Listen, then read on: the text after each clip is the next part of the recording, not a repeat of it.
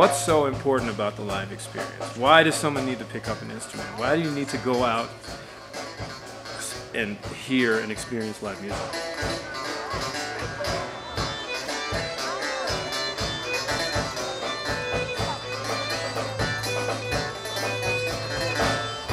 What's important is that we do connect with one another. We enhance each other's lives by interacting. Just having a discussion, having, being with like-minded people, or being with people who you don't necessarily agree with. At least that's a visceral, real, organic experience.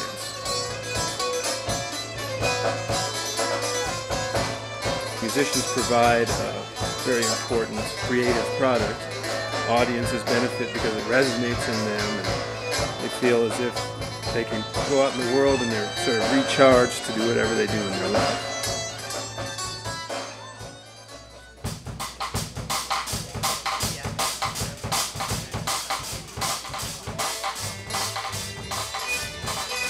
I think people are refreshed to see people actually creating music in a live setting, particularly when they know who that person is. They go to the grocery store and they say, oh, that's that person.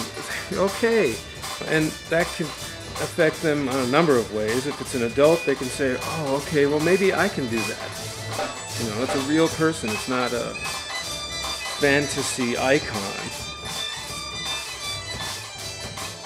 When you go to a music event, and it's a live event where you actually see and hear, and in some cases smell, and you feel, and you're using all your senses to experience these things. That's a wonderful thing when someone can remove themselves from their daily routine, to take time out to let those other parts of their self reverberate and resonate. That's an important part of living, is taking time out to hear sounds and see other people and be with other people who are like-minded. And that happens in a live music event.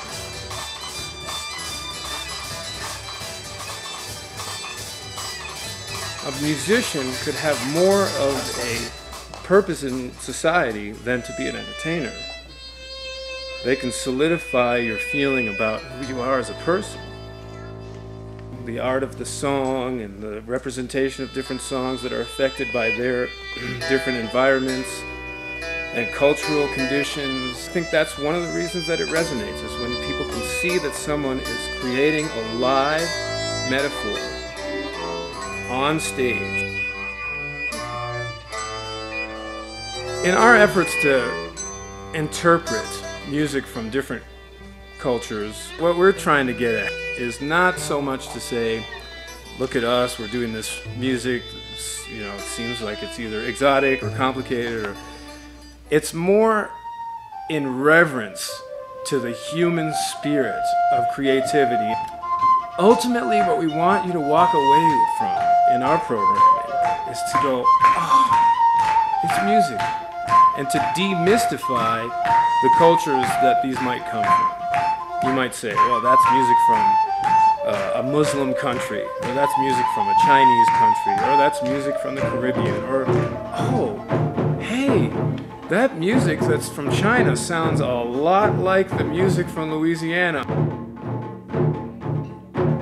We're perfectly happy to pay a certain amount of money to see some sort of hero of music that comes to your town.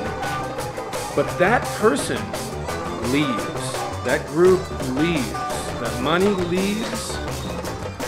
When you have local musicians doing the work, creative work, if you nurture them, that money that they make continues on in your community. And if you want to see courageous, creative people in your community, you have to foster them. In some towns where you have an attrition rate, where young people and people who are good at what they do leave when they don't feel they're being recognized, and that's the ultimate tragedy in a community, when you lose your creative minds. There aren't a lot of institutions in place to support the aspiring musician. An organization like Ethnosphere Music Lab is set up in order to create that environment. They need economic viability.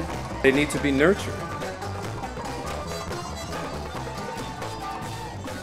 The Ethnosphere is the sum total of all our thoughts, dreams, myths, stories, inspirations, and imagination.